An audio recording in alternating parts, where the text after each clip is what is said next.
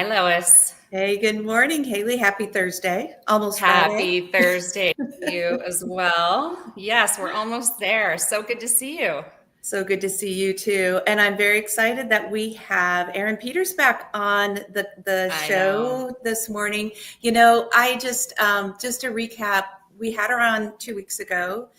She's such a great friend of the firm. And I had met her last year because I was in Europe. I was living in London and working with our European team. And I have a Women in Digital Awards program that we do.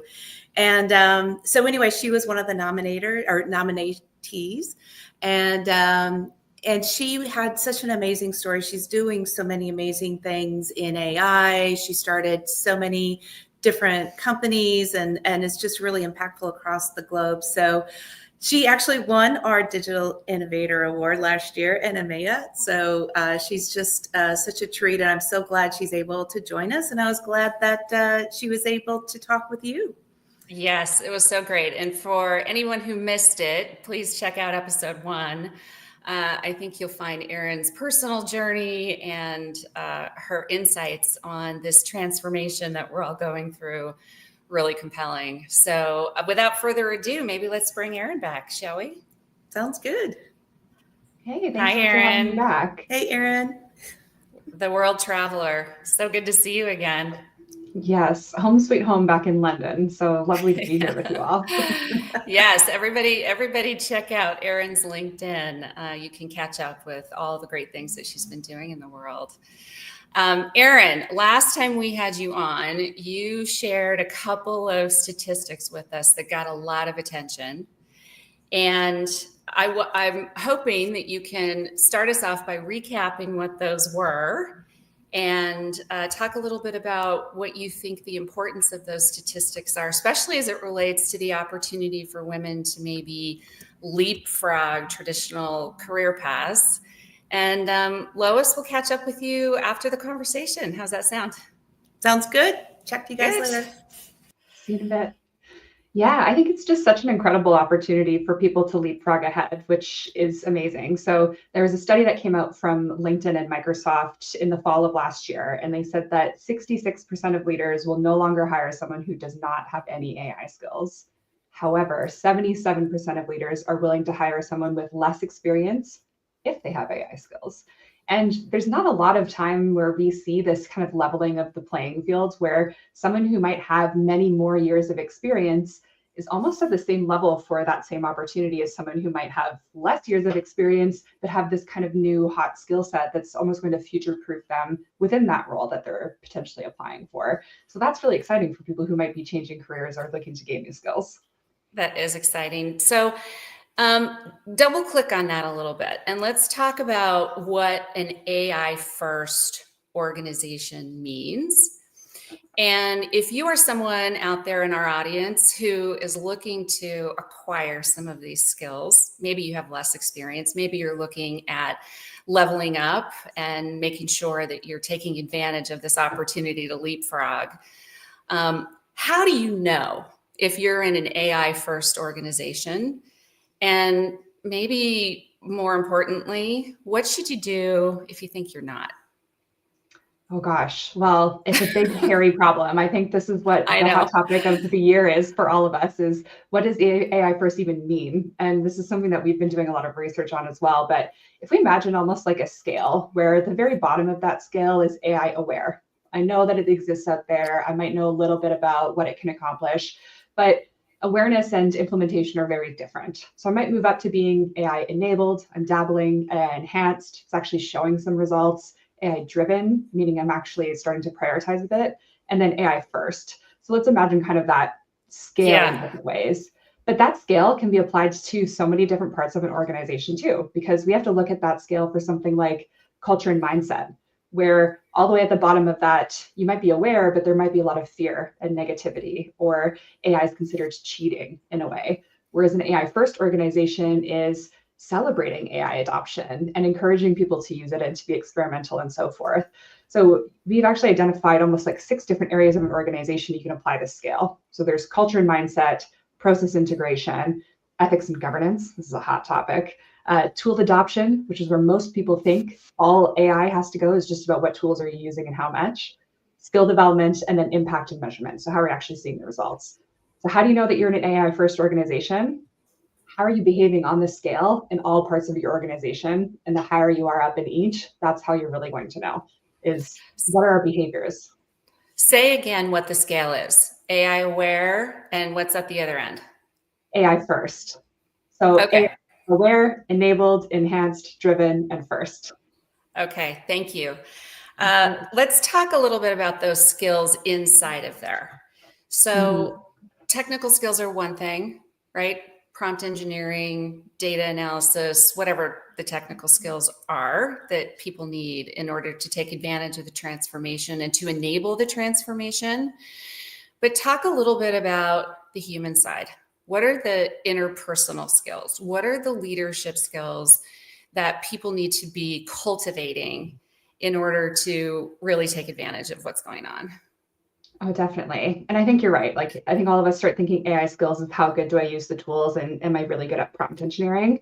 But I think a lot of it is that not necessarily soft skills because they're the hardest to learn. Right. But what are these skills that really like AI and bots can't replace? So we can think of something like, I almost call it like the product manager skill. How do I translate business needs into something that might be within that prompt? How do I understand how we can accomplish this, almost like that problem solving aspect of it? And I think the other really important one is critical thinking. What should be used by AI versus what should be done by humans? What is the output of this? And can I really trust the output that this is giving me? I have that kind of critical eye and critical analysis of what is happening. And then I think we can also talk a little bit about ethics and governance within there as well to really round out that AI literacy side of things. And it's not one or the other, right? It's not humans or AI. It's humans working with AI. And Yes. talk a little bit about how, as people, we can leverage these large language models and other AI tools to interact most effectively with our human side. Totally. Well, I think we can call it some other stats and research to help with this too. So right now, 80 to 88% of implementation projects are failing when it comes to AI, which means 80 to 80%. Yes, depending on which report you read, because there's a few that are out there by some of the major consulting firms too. So it's pretty high up there. They're all consistently high for the amount that are failing. But what this indicates to me is that we don't necessarily just have a technology issue, because if that were true, I think that number would be a little bit lower because tech issues and tool issues are typically easier to solve. What it shows to me is it might be change management, but it might also be we're using it in the wrong places. So what should be humans and what should be AI is something that we really need to think about. And World Economic Forum categorizes tasks and jobs into the kind of three areas. One is automation. So what are things that I'm going to let AI do with very little human interference at all? Maybe I'm automating some communications plans or some, note taking and stuff on the back end, who knows? But there's not really people there.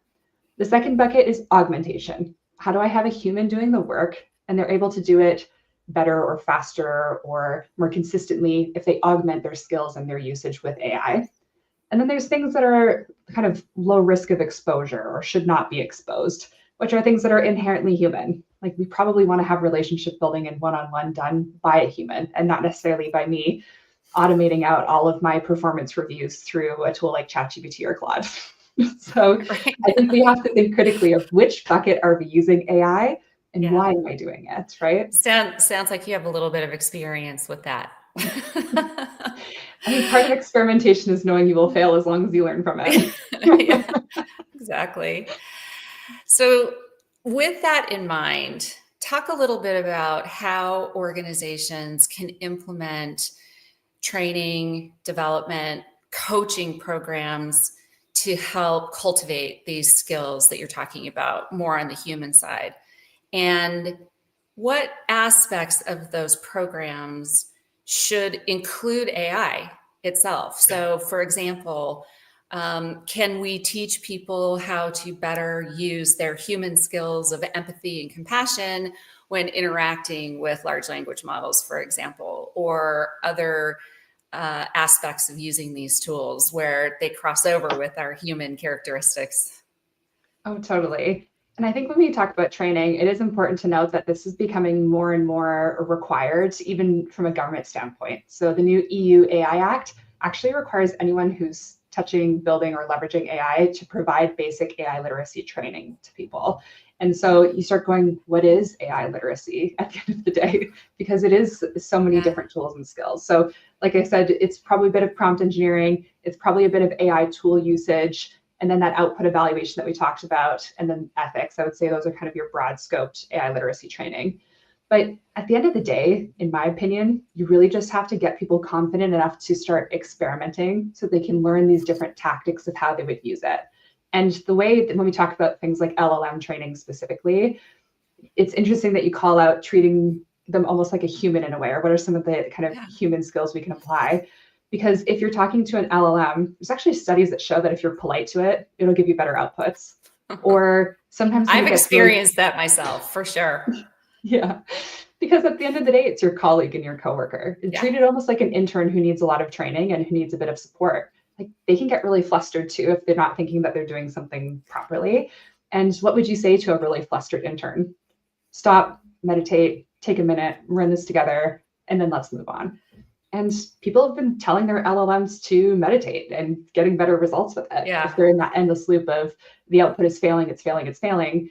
Well, what would I say to my intern? And can I say that to my LLM to get them to turn it around? And honestly, it seems to be working. I think that is such good advice. And I've personally experienced that. I love the idea of treating the LLM as an intern. When I first embarked on this journey, I wanted to create a coach, a professional coach, and was, playing around with prompts and trying to get the LLM to be a coach. And I think the unlock in what you just said for me was it's probably not to the point of being an effective coach quite yet. Yeah. But if you think about it as an intern, that is probably a much more effective way to be interacting with it and using that, compassion and politeness and all of those human skills when interacting with the LLM. Definitely makes a difference. And I think also we have to remember that, it's not just about training ourselves on how to work better with AI. It's also training our AI to work better with us. So can I ask it to go in and be a McKinsey level consultant and wear this kind of hat as part of my prompt? Yes, but it will simply apply a framework that it finds online without the application to your context and environment. So same thing with a coach. You could say, I want you to be the best executive coach out there, and I want you to help with all these different things, or I want you to be my cognitive behavioral therapist, or whatever the application is. But it doesn't know anything about you, the work that you're doing, the goals that you have. And it's only going to start being that better coach once it has all this context on how you like to receive coaching, or how it can help you troubleshoot through a very specific event happening in your career progression or something like this. So we have to train ourselves to train them to get the benefits, even if we ask them to be someone quite senior in the prompt. So last time we talked a little bit about AI hesitancy. And as we're having this conversation, it occurs to me that experimenting oftentimes results in frustration and failure. So what are some of the challenges that you've seen when humans run into this hesitancy or frustration or failure? And how can organizations support people to overcome those frustrations and failures? Yeah, well, I think we kind of have to pinpoint what is the core reason for that hesitancy. Is it fear because I think it's going to take my job if I start using this new tool? And I think some of that has to do with organizational coaching and training of saying the so what of what happens if we start using this, right? Like maybe you save more time, you get to move on to different tasks or so forth. I think part of that threat is also really interesting, especially when we talk about people who are self-employed and entrepreneurs. So my background, I've worked with lots of freelance talent platforms, which is full of people being entrepreneurs around the world. And certain skills and people who are certain specialists are very fearful of it because they think that AI is reducing their total economic value. If I'm a writer, for example, suddenly everybody has this type of a tool. And I think where I've seen a lot of hesitancy in some people, I've seen other people really turn it around with their mindset and start thinking outside of the box. So a friend of mine, Arisa Rosenberg, she's an absolutely fantastic ghostwriter and someone who you might go, okay, well, your career's toast, right? Well, that's just not true, because she's actually been helping people write books for a very long time. She's created all different types of brand and style guides to help. And now she's basically starting a whole new service line offering where she's training LLMs in someone else's voice, all of that context that they have, and turning this into something that is going to be very attractive. Because if I'm a writer, I want it to be based off of me, not necessarily the kind of neutralized tone, voice, and expertise from going to a normal one. So someone who might be extremely hesitant or feel threatened to use AI, and in all instances, like she can be in some ways, she's looked at it as an opportunity of, how do I jump on this bandwagon? How do I know that my work is going to be expanded and I can even train these LLMs and also run them for all of the people in my client base? So I think part of it is really that mindset shift of, why am I hesitant? Is it fear? Is it comfort level? Like, how can I really overcome that? And then just start leaning in and experimenting, because there's more opportunities than there are things that AI will take away from you. When does it not come down to mindset, honestly? Yeah, well, I think part of it is also, we have to look at the fact that we are all very kind of digitally included in our worlds, but a lot of people still don't have access to internet or these tools. And a lot of these tools are starting to have more and more of the required features behind paywalls, right? So we look at young students, or we look at different marginalized groups or emerging markets. The tools can get quite expensive, even if you want to experiment and try. The good news is that we're seeing the overall costs of these things start to drive down. So something that would have cost you $5 to run per session 10 years ago using different AI is now down to like 50 cents. So we're going to see that cost come down more and more as more and more people come into this market and these kind of LLMs are trained up and specialized. It does drive the cost down. I'm so glad you brought that up, because I feel like the ISG Women in Digital community is one that can really have an influence on how those decisions are made, and what's being talked about, and how we can make these systems more accessible. So thanks for bringing that up. Second to last question. What is exciting you the most about the near term and the long-term future and the work that you're doing? Yeah, well, I think especially as I start talking a little bit about entrepreneurship and people really leveraging this technology to go outside the bounds that they would have been able to before, we're seeing so many more people who are finally taking the leap to start their own businesses, or their side hustles are taking off, because now we've really democratized access to creation, right? I might have a really great specialty in accounting or in history, and I maybe had an idea for an app or a solution or a website, but I was limited before because I didn't have the budget or the means, or knew a software developer or someone who could help me to build this.